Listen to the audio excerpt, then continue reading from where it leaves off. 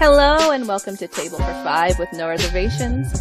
Take a seat at the table for a fresh, sweet, salty, tart, and pleasantly bitter conversation. Thank you for taking a seat at the table for our series, Breaking the Stigma for Mental Health Awareness Month. Tonight, we're going to talk about mothers and mental health, our personal stories in relation to mental health and our experiences.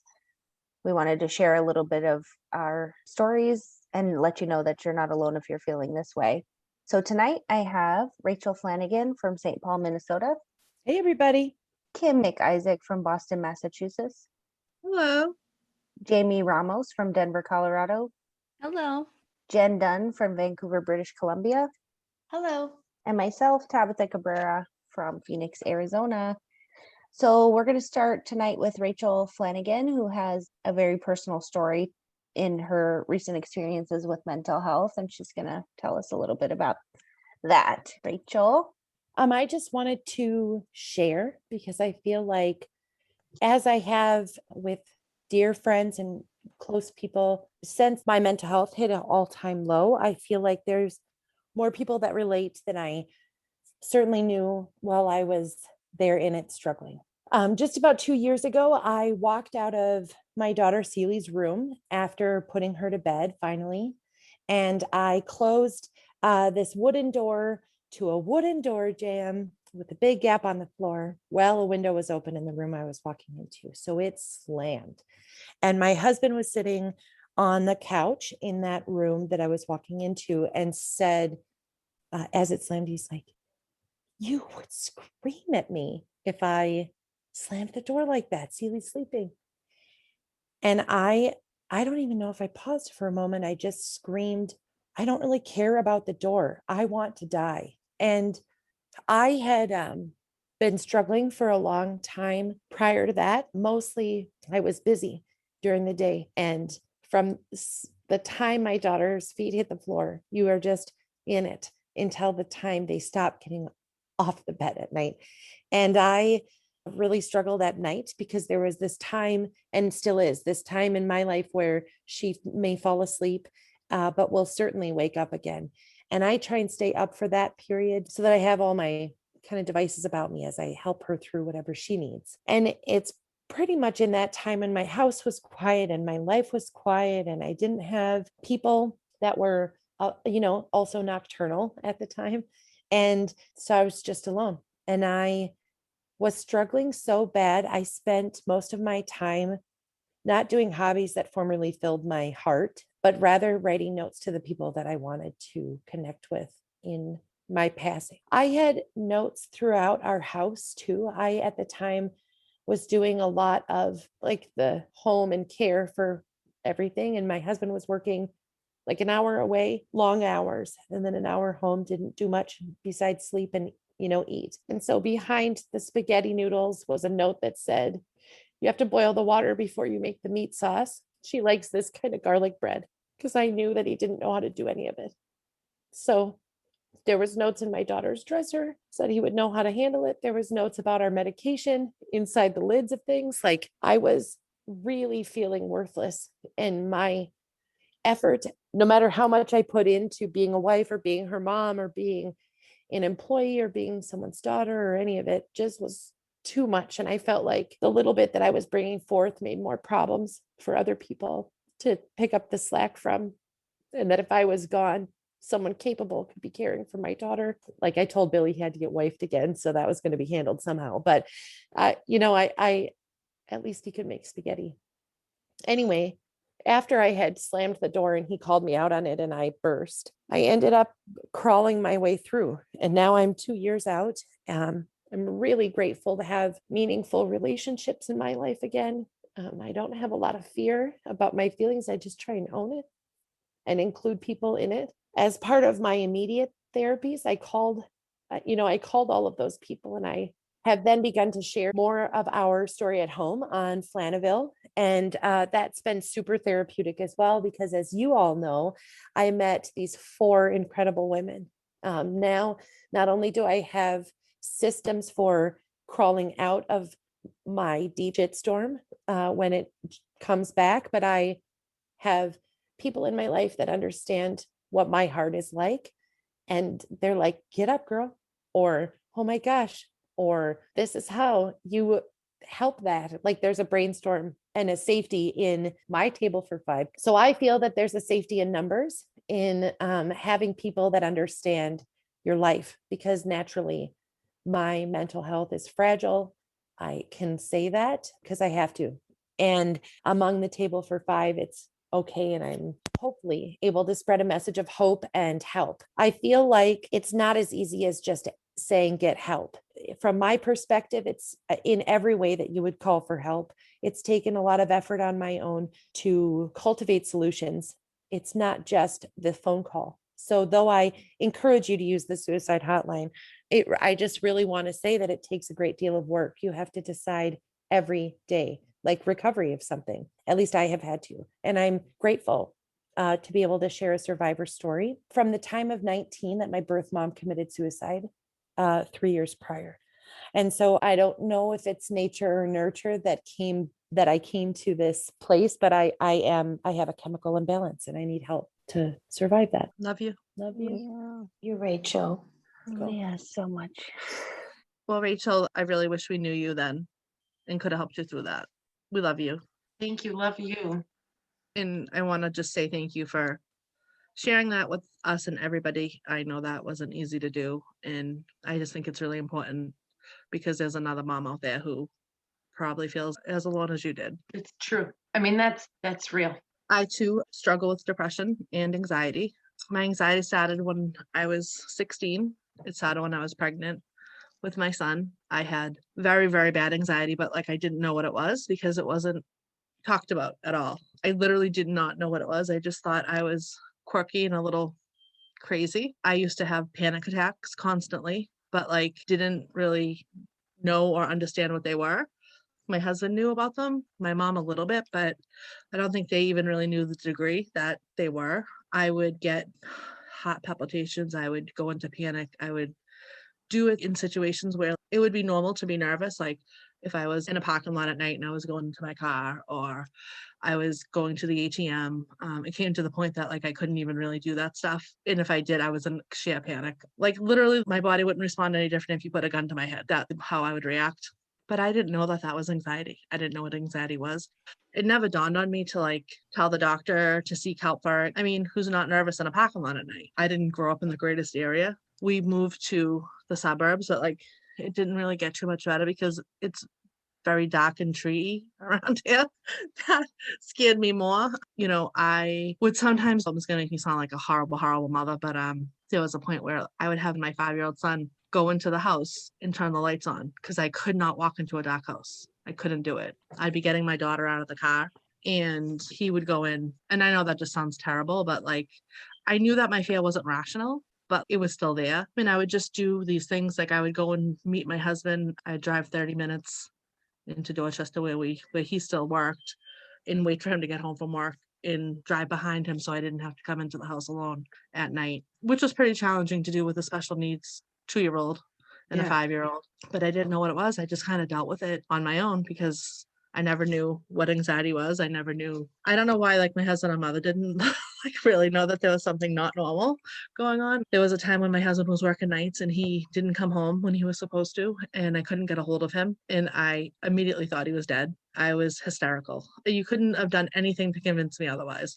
I basically had his whole work, his boss, everybody thought like something had happened to him. I was that like upset and crazy that I literally made other people crazy too. And then when he came home, I was sobbing. It wouldn't have been any different as if like it had actually happened, the way I would react. So it really was not normal, but I didn't know what it was. It's like the only thing that would have stopped that was seeing my husband walk through the door. Like nothing else would have mattered. Like I would have had to physically see him and know that he was okay. And that's why I have Find My iPhone on him.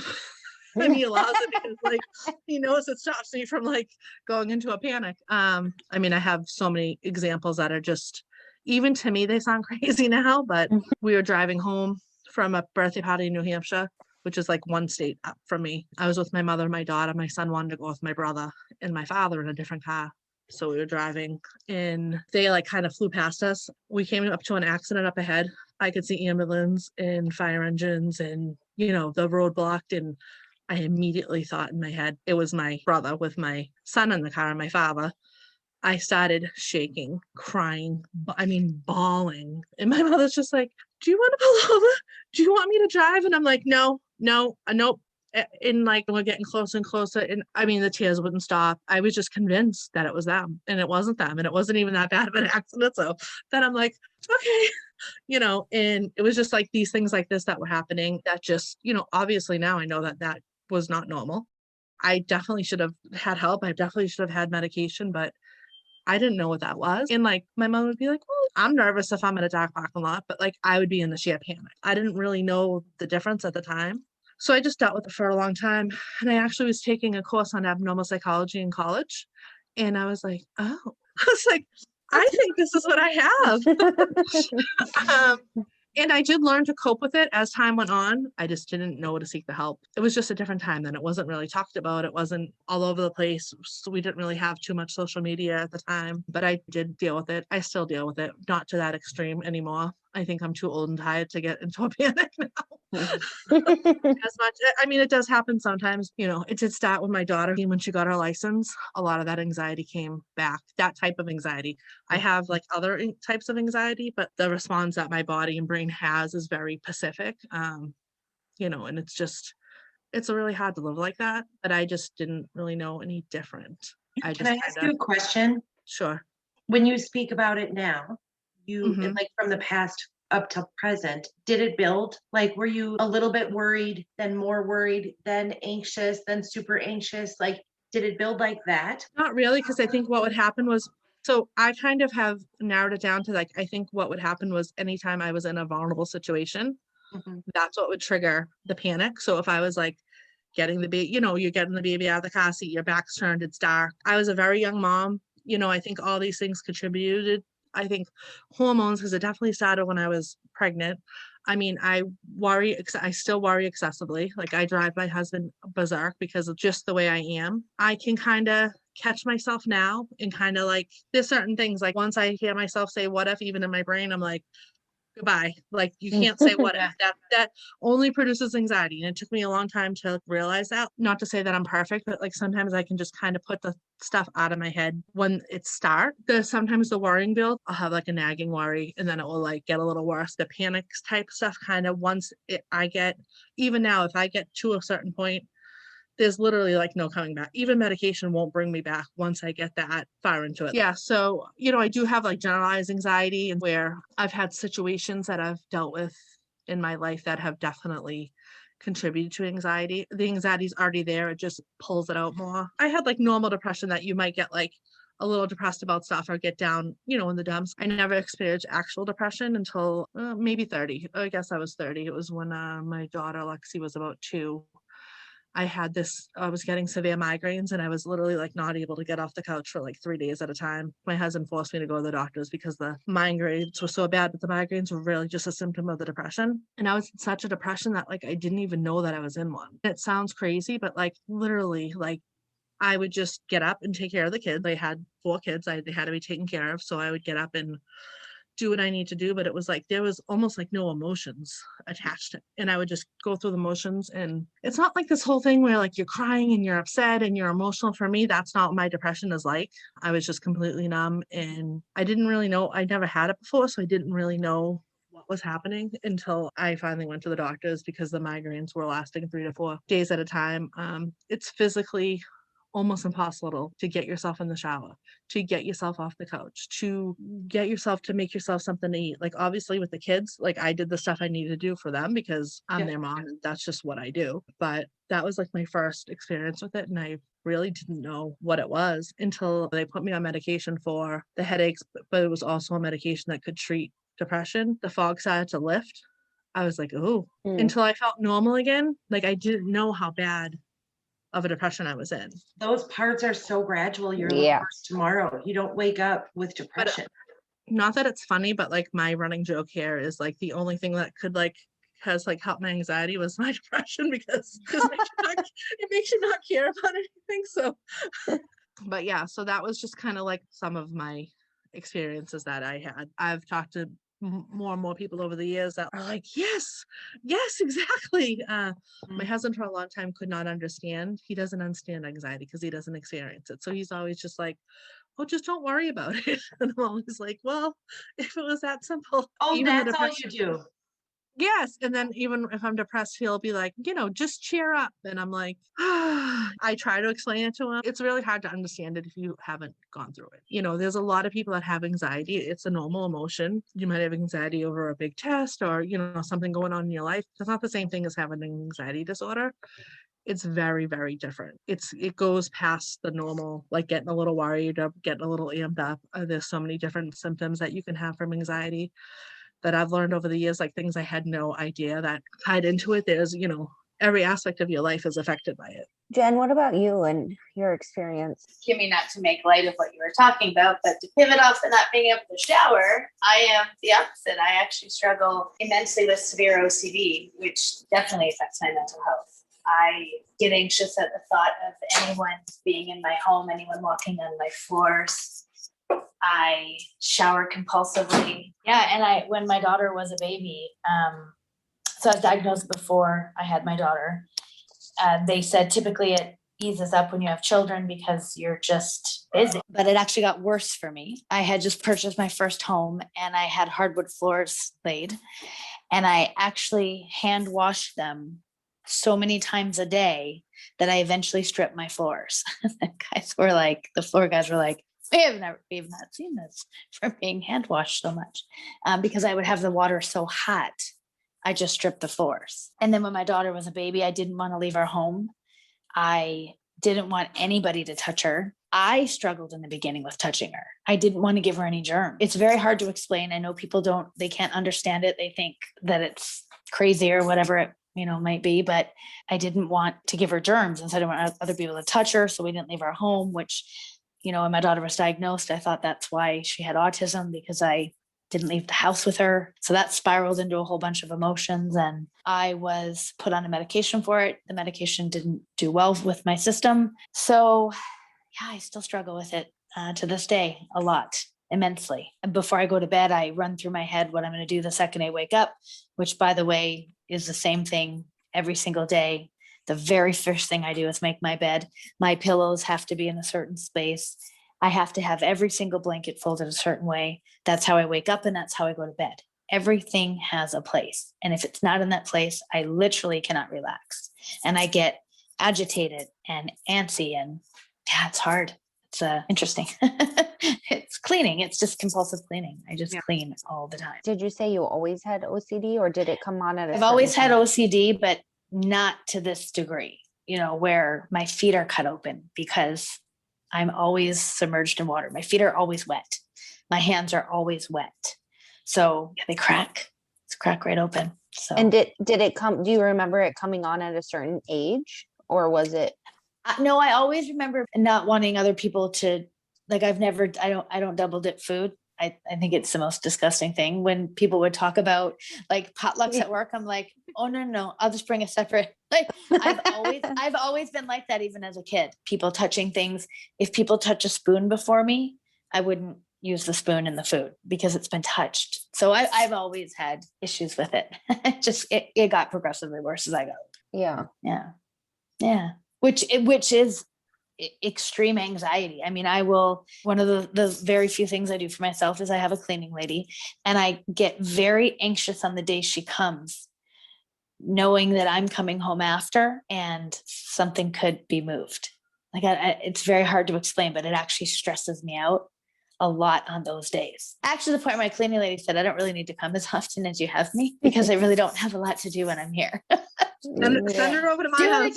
Do it again, Yolanda. Just keep it going. Yolanda, keep the cleaning. Keep going. Keep going, Yolanda. Thank you. Yeah. Yolanda. So now my daughter will say it because I get, I did stop. So the doctor did say to me, you're bathing her too much. You can't bath your baby 5 times a day. You're going to make her have a complex. And I kind of did it. She would drop something and, because I never got mad at her, but I would just clean it up and be annoyed that there was stuff spilled. And so now she actually will spill something and say, it's okay. Yolanda cleans our floors. God bless Yolanda. Yes, God bless Yolanda. Yeah. So anyway, yes. Yeah. I find that with OCD, a lot of people think like, I mean, I've said it jokingly. I know it's not a joke, but like, I wish I had a little bit of that.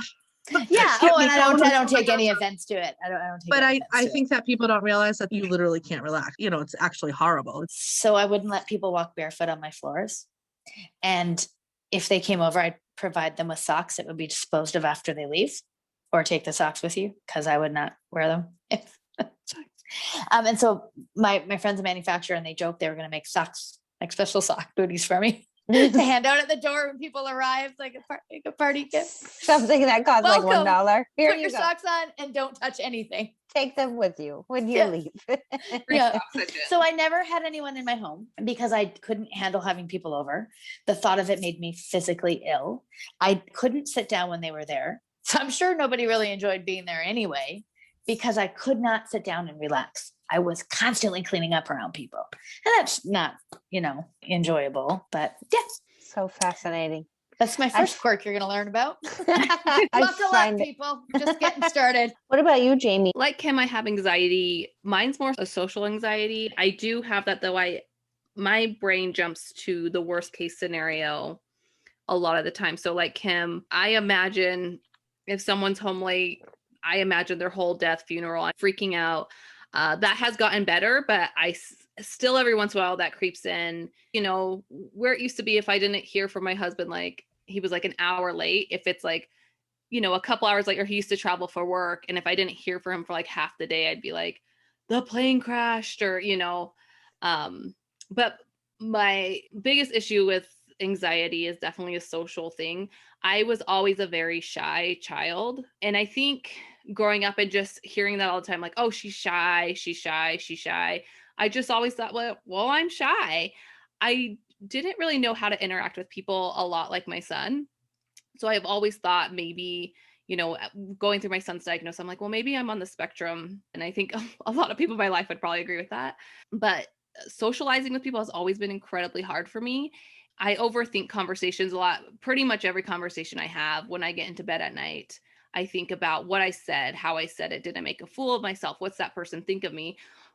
And I thought maybe that was like something a lot of people did. And I do think many people do that, but it got to like when I started realizing, I'm like, oh no, they just go to bed. They are not up all night worrying about that. If I'm in a confrontation whatsoever, it kind of all consumes me. I can't let it go. I either hold a really big grudge or I beat myself up about it. So that for me directly becomes more of like I'm just an antisocial person. I'm not very good at like talking to other people. I've never been very smiley, or I have resting face like no other. And so from that, like how Kim was saying, like what I get from a lot of people, like, oh, that's just Jamie. If we have a lot of people over or we're at a social event, I go off on my own a lot. I've always been more comfortable around children. I don't know what that is, like some sort of judgment thing. I don't know. But like we'll be at like a Christmas party. And even before I had kids, I would end up hanging out with the children, like people's kids, because it was more comfortable for me. It's funny you say that, because I did the same thing for years. Yeah. I don't have the social anxiety, but I did that with the kids for a long time. Like, and people used to think I was weird. Yep. I would be with the kids. I get a lot of like, oh, Jamie's rude. That's just Jamie, that kind of stuff, where it really is anxiety. I can't handle it some days. Most of the time I have to have that time alone to regulate myself, especially at night. I'm a big Harry Potter nerd, but I listen to Harry Potter pretty much every night since I've been about 12 years old to help me fall asleep. Meditation, Harry Potter meditation, because I can think about the book. I can, or get lost in that story, but it's a story I've heard a million times, literally. So I don't have to overthink. It's not a new thing, and there's just a lot of times I just don't sleep because of it. Depression wise, there are a few people I know who have depression that I'm related to. For me, it came up. I talked a little bit about when their pregnancy journeys. I got really depressed during pregnancy, and I didn't realize I was depressed. Pregnancy is not what I thought it was. I was very sick. I was just hidden in a room a lot of the time. And while I was pregnant, we ended up moving. And I remember that move really helped me. Like it was like breathing, like how Kim talked about coming out of that fog. You don't even realize you're in it until you take like that first breath of fresh air, kind of like you've been drowning. And then I would kind of fall in and out of it during pregnancy. And I didn't know at the time. And then when I had my son, while I was pregnant with my son, I never had that like connection with my pregnant belly or anything like that. I'm a big movie nerd, which we've talked about before. I always like compared it to Alien. You guys, Yeah. um, Yes. I was like, this is so weird. It did not feel natural. I'm like, there's a human inside of me. This is weird. And I just never had that connection. It just felt so foreign to me. And even when my son was born, they pull him out, they put him on your chest. And I just remember being like, I feel so weird. I feel like this is a stranger. And I remember saying to the nurse, because I just throw them out on your chest now with skin to skin. And I was like, can I see his face? Can I see his face? And everyone's around me and no one's really listening. So finally, I kind of like turned him to look at his face, and it didn't really help in that instant. I do say 24 hours later, when we're at the hospital, I felt like more of a connection with him. And I just remember kind of making a deal in the hospital, but it still didn't feel like natural. It was like, okay, it's me and you, kid, we're in this. But it was like forced. It's like when you're getting to know someone more so than I'm your mom. I remember getting home from the hospital, and we had to end up going home a day late. And the day we were supposed to go home, my sister was going to surprise us and set up this whole thing. And all that was left set up, but everyone was at work. I ended up coming home on a Monday. And we go in, and my husband had to run to the store to get like pacifier or something we all of a sudden needed because we had a baby. And I was left alone with him. And that was the first time I was alone, and I was freaked out. And I think all this stuff can be normal. I think people can have pieces of this, but altogether, it became an issue. And then I became, even though I didn't have that like emotional immediate connection, I became very attached to him. You know, they talk about that animal like mother's instinct. It was fierce, really fierce, those fierce for days. Like people would come over and want to hold him and hang out with him, and I would just sit in my room and cry because I wasn't with him. And so I became kind of obsessed with my son, and that actually went on for a long time where I was obsessed with him. I didn't want people to watch him or be without him. I remember the first time we went out, my mom watched him while I ran to the store or something, and it was such an ordeal for me. And so all this was going on. I felt very alone. I could relate a lot to Rach with the nights. My husband was working, and I didn't want to wake him up, but my son was a very rough sleeper. He would wake up every hour and a half. And then, of course, like you fall asleep for like 10 minutes in between that. Yeah. So I just remember the nights being so dark and so alone. And when the day came, it was a little bit better, but I just remember I just didn't like him at night, which sounds awful. I didn't want to hurt my kid or anything like that. And that's also why I didn't think I had postpartum depression, because you go to the doctor after you have the baby for those checkups, and all they ask are like, do you feel like hurting yourself? Do you feel like hurting your child? So I was like, okay, I don't feel like hurting him or myself. I wasn't suicidal or anything at that point. So I just like, it's just baby blues. It's just regular stuff. But the thing that kind of pulled me out a little bit was actually eventually going back to work, which was 6 or 7 months. And I went just at nights. I worked at a restaurant, so I went back to work a couple nights a week. And that's when I started coming out of it and realizing. And then I still didn't know it was postpartum depression until I was pregnant with my second daughter. And I was talking to the doctor about my experience with this stuff. And it was a different doctor than I had. And she was like, oh, that's postpartum. And I was like, oh, because the stereotypes of what you hear postpartum, people hurting their children. I was really obsessed with my child. I thought that I would always have that disconnect if I had postpartum. But I came to find out that those were all things that can also happen with postpartum. That was just something like, I still didn't feel those things. I really talked out with the doctor, and she's like, are you sure? And if you do have postpartum, you are very likely to get depression again later on in life. So that's something too I always have to watch out for. And then with my daughter, it was just a completely different experience. I wasn't, I still didn't enjoy pregnancy, but I didn't get depressed, I would say, during it. She was a better sleeper and stuff. So I think that contributed to me recovering a lot better. But I remember like right after I had her, I wanted to get up and walk around. It was just like a very different experience. And, it just took me a long time to realize like what I was going through. And I knew better to watch for it. But yeah, that was my experience with depression and anxiety. Man, this is heavy stuff.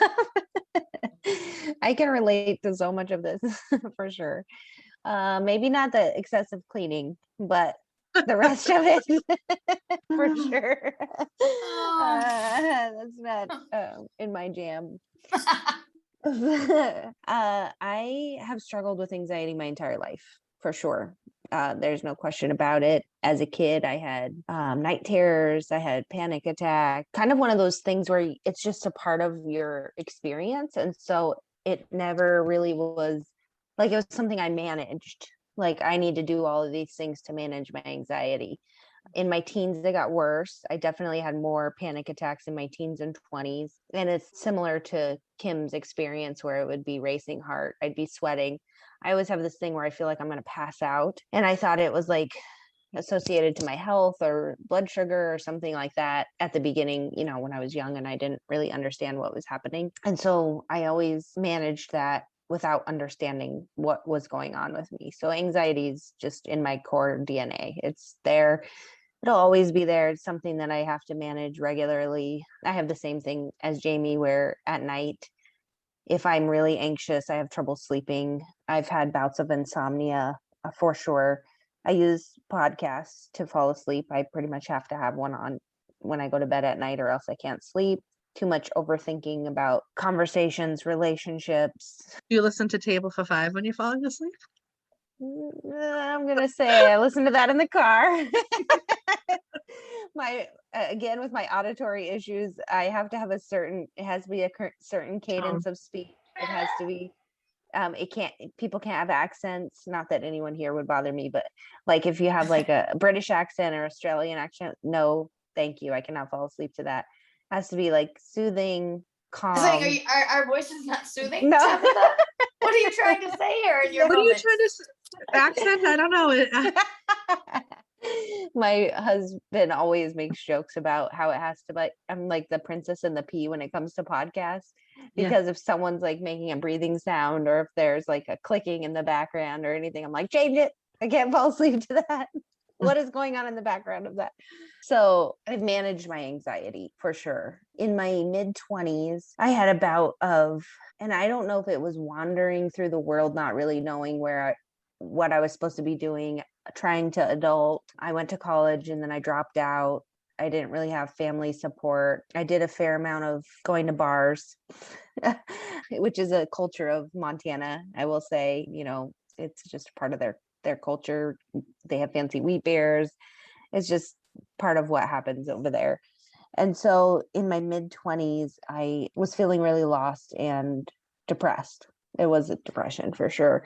Now looking back, I mean, at the time I didn't know that was what was happening, but out of control. I felt out of control. I felt my life was out of control and really lost. And so I sought out therapy at that time. And then my therapist kind of unpacked my life, and I had had therapy prior to that, but it was the first time that really looked at my experiences, which led to my anxiety and, you know, why I had so much anxiety. And that really helped me as a person. I had a great therapist. I had some PTSD that we had to deal with, and a lot of life experiences to kind of work through, which I didn't know was causing some of these panic attacks and the anxiety that was happening. So I was with her for, I want to say 2 to 3 years. I went every week to therapy in my mid 20s, and she was amazing because I didn't have insurance. And she let me be on a payment plan, and I paid her well into my late 30s, you know, like Thanks, till Joan. recently. She knew you were coming back. She was fine. Yeah. Payment plan. Yeah, she was amazing. She like discounted some of my therapy when I graduated from college and when I graduated from law school, like just a really amazing person. Because I wouldn't have been able to afford to go if she wouldn't have worked with me. You know, if you don't have insurance, the resources are really hard. So anyway, the anxiety I've always been able to deal with. I don't really consider it debilitating, even though it was at times and still is at times. I didn't think of it that way because it had always been a part of who I was as a person. And I think sometimes it actually gives me like a drive that others might not have. Like I can make a list of things really quickly because I'm so anxious about the way things are going to go. And so in order to control the anxiety, I have to make, where is this going to lead? Here's all the steps that it takes to get there. And then in that path, I already know where I'm going. So I think it's actually helped with a little bit of drive just because I have a need to control situations, to control my anxiety. And then I've had like kind of like Kim, like normal depression, not like debilitating depression until I had my kids. And then I had pretty significant postpartum depression with my daughter. Nixon, I was so sick. Like I might have had it with him, but I couldn't really recognize all of that was going on at that time. I was definitely sad about our experience, and I still am to this day, sad about what happened with him. But my daughter, and I didn't know it was postpartum depression either. I didn't have the classic, like I had similar to Jamie. I was like, she had to be near me. I had issues with what she was eating. Like I had to control the bottles that she used, how I cleaned them, when she was going to bed, what she was wearing, just stuff like that. And she's always been kind of more drawn to me physically. The nursing is probably a big part of that. But I remember just like nursing her one night, and I was just like, I don't understand how I'm feeling right now. Like, I feel so sad about this experience, but I also feel so like it's such a different experience than with my son. I think part of it was that I got to be so close to her immediately that I was fearful that I would lose that or it would change. With him, I didn't really get to have that experience because he was in the NICU for so long. So I didn't realize that it was postpartum depression until way later. Like way, way later. And same thing, I was going to the doctor. They were asking me, how are you feeling? Do you feel? And I was like, I do feel kind of sad, but I wouldn't necessarily put it at a 5 or whatever the sheet was asking me.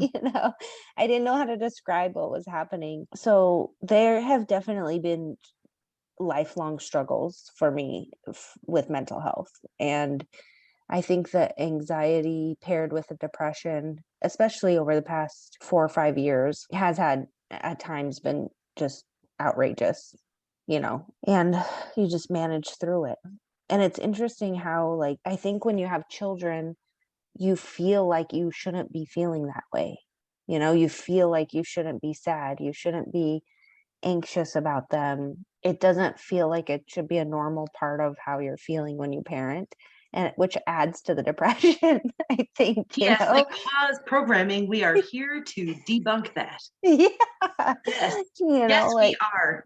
Yeah. And, there's just times that for me, like I haven't been able to control what's happening in my life. And it creates a circumstance where I am wound up, and it's always with something that I can't, like our children's autism diagnosis. I can't control how that played out, what we went through with it, how I'm processing it, how I feel on certain days. And in turn, that makes me feel out of control in my whole life. My biggest problem, that is the hardest part to manage for me, is sleep. I think autism moms don't sleep in general. For me, at this point, besides my daughter, who's, a firecracker, we have a sleep schedule. And for the most part, they sleep okay, but I can't sleep, so I'm tired all the time. I really am tired all the time. It's just crazy. It's crazy how these threads through my life have come up at different times, and you don't realize that it's floating back to something else that you've experienced. Well, the exhaustion too just triggers all that stuff too. Yeah.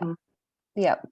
And then for me too, like I have a lot of history of things that come back in my daily life. And I know I've talked about my work a lot, but when you're hearing stories of people who have gone through experiences similar to your own, or that you can just empathize with their experiences, it can be triggering. Yeah, it can be triggering at different times. So it's hard. And then, this past year has just been a whirlwind of things that would, for any person, for my family, for us, would just cause anyone to have some kind of mental health problems or struggles, not problems, but struggles to manage it all. So it's wild. It is. Social anxiety has been a-okay though. Yeah. Obviously COVID is horrible, Yeah. horrible things, but there has been moments where I'm like, I've dreamt of this happening, where I don't be with people. Yeah. I know it doesn't bother me in the least, to be honest, because I don't like seeing people. But I will say 2 things. One, Jamie, you're my favorite resting face ever. I love you. Tabitha, my thoughts on Nora. You couldn't control anything with Nixon. and Yeah. you could control everything with her because she was home with you. Yeah. And thank you for sitting in on Dr. Jenny tonight. And I think that's absolutely true. It really is. You Because know? I had a real hard time processing the things that I lost in my birth experience with my son. Mhm. And it's still very emotional for me. I got some of that back with her, but then also it was a similar experience. She ended up in the NICU, and I didn't think she was going to be in the NICU. And so I think that's what threw it into like, what the hell? Like, how much is one person supposed to deal with? And not just that, I float back to that all the time. If I have something bad that happens in my life, I immediately go to how much is one person supposed to deal with in the life scheme of their life. How many things are you supposed What to? is the quota? Yeah, like when Girl. do I get to catch a break at some point, which causes me to be in this mind space of just feeling overwhelmed, and stuff you think you've processed, you really haven't because it comes It's back so later. hard to be aware of mental health and self-care and self-help and all the other things that we've all done, and not be then more critical because you're still losing your Yeah. Jamie and I were just talking before we started recording about Oprah's new book, which is What Happened to You. The book says Conversations on Trauma, Resilience, and Healing. And it goes on to say, our earliest experiences shape our life far down the road. What happened to you provides a powerful scientific and emotional insight into behavioral patterns so many of us struggle to understand. And I'll say that is a trigger fest. I mean, just to listen. But there's like these common threads between our experiences. And it's like, even if you're strong enough to fight a pattern that you've identified as a pattern, doesn't mean that it's not going to be another hitch in the giddy up right down that road. Like you have to continue to reinforce the stuff that you work towards and work for and what you've been through and how you rise above it and come out of it. A constant day by day, God, sometimes moment by moment. I just went and ordered the book. Thank you. I just popped to Amazon and ordered it. We are not endorsed by my friend Oprah. No, but she also endorses bread. So that is my girl. Yeah. I love Oprah. But ask, believe, receive, because I've been a follower my whole life. Did you wrote Oprah a letter? Because I did. Oh, I love the Oprah Winfrey. Hey, girl. I didn't hear back, but I wrote her one. Sorry, Kim. The other thing that I feel about us listening to our stories in this very like clear around the table kind of way is, and in knowing you all, there's this control part of me that I heard in each one of you, even the word used. I struggle so hard in this ville of special needs momming with that. There's shame. That's another goddamn episode or something, but there's so much depth to these experiences and also the ones that live in our roof, like just not our children, the circumstances of all the facets to it. It's just a great deal of extra, and it's hard. I'm proud to be seated at this table with all of you. One of my most recent struggles that I left that writing group that we talked about in a past episode, and neither of you would let go of me.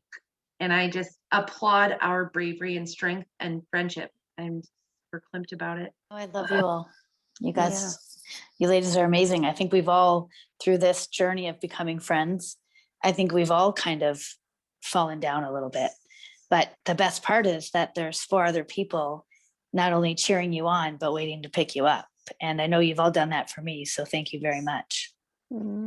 Same. Well, it's funny, when Tabitha was talking, it made me think of this. And this is another thing I think people don't realize about anxiety, is that there's like several different types of anxiety that you could have. So you might think anxiety is this way and you don't feel that way, so then you don't have anxiety, but there's different types of anxiety. And I'm blessed with having like 4 types of different anxiety. This is a big struggle that I've had. So I talked about the panic disorder already and what that does. So basically for me, the panic makes me fight or flight. It makes me fly. Like, I want to run away from whatever is causing me that anxiety. I want to like mentally, I can't. But I also have generalized anxiety disorder, which is the opposite, which makes me want to control everything. I mean, I've gone to great lengths to control situations that there is no way in hell I can control, but I will die trying. And then I have this huge conflict in my brain because part of my brain wants to be like, bye, And the other part of my brain is trying to control everything. You can't do both at the same time. So then it's like I'm literally battling two different things at the same time when there's both irrational because you're freaking out. It's really like you really should only have one or the other. Like you should not have to have both. So I was just going to talk about this as like a really interesting thing that happened to me too. When my daughter had her first seizure at 14, we didn't know what was happening. We didn't know that she was having a seizure. She came out of her room. She fell into the door. She fell to the ground, the floor. My husband and me got up and he like rushed over to her and she started like, her face kind of like went up here and she was like twitching. Blood started coming out of her mouth. She turned blue, stopped breathing. I thought she was dying. I thought she was having a stroke. I didn't even know what was happening. And then obviously I was calling 911 and I was screaming like, where are you? They literally were here in 5 minutes, but it felt like 50. And then all of a sudden she was snoring on the floor and my husband was scared. Like my husband doesn't get scared. Like I'm the lunatic. I'm the one who gets crazy. I panic. I'm running around. Like I'm doing all these things. He doesn't. Like he's solid. Like he does. He's like, it's fine. Just relax. We'll do this. I could hear the fear in his voice. So like if he was scared, The worst. Then you knew it was bad. well, and he was like, she's not breathing. I don't think she's breathing. And then she's like her lips started turning blue and stuff. And the ambulance came and like he went with her. And I literally like lost all sense of emotion. Like Yeah. I drove to that hospital and I called work and told them I wouldn't be in tomorrow. I called my sister-in-law and was like, oh, Alyssa just had a seizure. I'm driving to the hospital. It was like I was talking about going to get coffee. Like I wasn't crying. I wasn't scared. I wasn't nothing. There was literally, this lasted for 2 weeks. Nothing. It was like all my emotions and everything were literally gone. Did you know you were totally numb and autopiloting? So I remember being at the hospital and I remember looking at her, like just laying on that bed. And obviously I was concerned, but I didn't have that. I had no feelings. I had no feelings of like I had the thoughts like, oh God, I hope she's okay. Like, but I had no feelings to go with those thoughts. Like nothing, like there was nothing there. And it was just the most bizarre. It wasn't probably till a day or two later. I was at work and somebody was saying something and I kind of laughed. But when I laughed, I didn't feel that feeling that you get when you laugh. Like it just wasn't like nothing was there. It was just probably some kind of response to trauma. I mean, I literally thought she was dying. I'm sure that's shock. Shock. It probably lasted, I think, almost 2 weeks. And then I was back to, Back to normal. She almost said back to damn normal. I don't know. You said about Neil just going with it or whatever, or being the calm one. I'm like, yes, when you decide to stay in Florida a couple extra days, he just goes with the flow. Not so much now. So now we have this line. My husband will get like a little edgy. So I go, are you turning into the Hulk? And he just kind of laughs. But yeah, he's just definitely the stable one. I think he has to be because he has to counteract. Plus you gave him like an estrogen ocean. So many girls in that house. But I think that like his fear also probably like triggered, it's just very interesting what like your brain can do, and it was just, I just remember walking around like, do I call anyone? Do I call a doctor? Do I like say anything? Nope. Like that's the thing. Like you just feel, I'll be better tomorrow. I'll be better. Like, this is temporary. That's what, I was trying to say that like, I felt like, let's just get through this summer. This is like a hard season. This is a hard chapter. We're in a hard, like aggression had just shown up in our life. All of these things you could blame that were situational rather than so deep within me that I wasn't even making a friggin' choice about it. I think too, there's the idea that it's worse for someone else. It's always like when I was in a mass shooting and we were offered all this therapy and stuff after. And in my case, so the shooting happened I was in a multiplex. It happened in one theater. I was in the theater next door and bullets did come through the wall and did hit some people, but I wasn't in the room full of trauma where people saw massacre. I wasn't in there. So I was like, oh, well, I was just there. I didn't have what they had. And very similar, I went to shock afterwards and I never went to therapy for it. And it took me a long time to recover. And I just didn't realize, like, I was like, oh, well, they had it way worse. And I think we do that a lot in our lives. Diminish. Always has it worse. So who are we to complain? Who are we pity ourselves enough to like get help? But really you need help. And there's all different levels of needing help. And yes. And I always go through this thing when, like, especially if a professional is asking me questions or whatever, I always make a reason why I don't fit into their box. It's like, You're like, I'm oh, smarter than you, so here's why. yeah. Or I have this instant thing where I'm like, should I say this or shouldn't I? I don't really know if I Well, fit. that's a beautiful thing. I have that thing, like talking to the trauma worker who just explained she's a mandatory reporter. And I'm like, well, that's fine because we're living in trauma. And then she blinks at me like, what the shit did you just say? And then she has to ask her series of questions. And I'm on like the 5th one before I realize what's happening. Like, but it is, but not like that. Okay. Yeah. But by the time that happens, like I'm so tired and I just want to be out of the appointment. I'm like, no, actually everything's fine. Just Everything's good. I'm gonna keep that wart and all the other things I talked about. This is just it's funny, like when you go to the hospital and they're like, what kind of pain you're in, 1 to 10? And I'm like, well, 10 is like the worst pain you could possibly be in. Like, I'm like, okay, that's like you getting shot in the face. That's like, crazy. So it's like, It's like, so 9.5. Yeah, I'm like maybe a 3 or a 4, but it's really probably like an 8. Like, like somebody else would say 8, and I'm like, well, I mean, labor stuff, like, and I'm like always making these comparisons to like make it. I do that too. My sister's like, you always add 2 points to whatever you think. If you think it's a 4, you tell them a 6. I do that too. I do.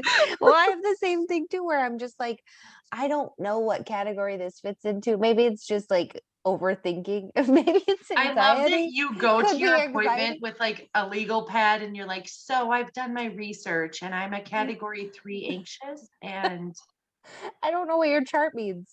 We need to talk about this chart because I don't understand what you're asking me on this. I've gone ahead and Googled the very evaluations. Simple chart. I do not understand what you're asking me. So funny. They need to like hook us up to like a lie detector to be like, yeah. And you get the mom dial turned up. Yes. Well, these are our stories on our lifelong experiences with mental health. And as you can see, it's pretty normal to have struggles as moms and women and people in this world. We are going to have 4 more episodes talking in depth about some other topics for Mental Health Awareness Month. Resources are going to be in the description of the episodes. If you're looking for any help, we will put that there. Thanks, everybody. Thank you. Thank you for joining us at the table for episode 1 of our 3rd series, Breaking the Stigma. If you feel you need resources regarding your mental health, please check this episode's description. Episode 2 is coming soon. Please remember to rate and review us wherever you're listening, and make sure to follow us at facebook.com/Table for 5 podcast. We'll see you very soon.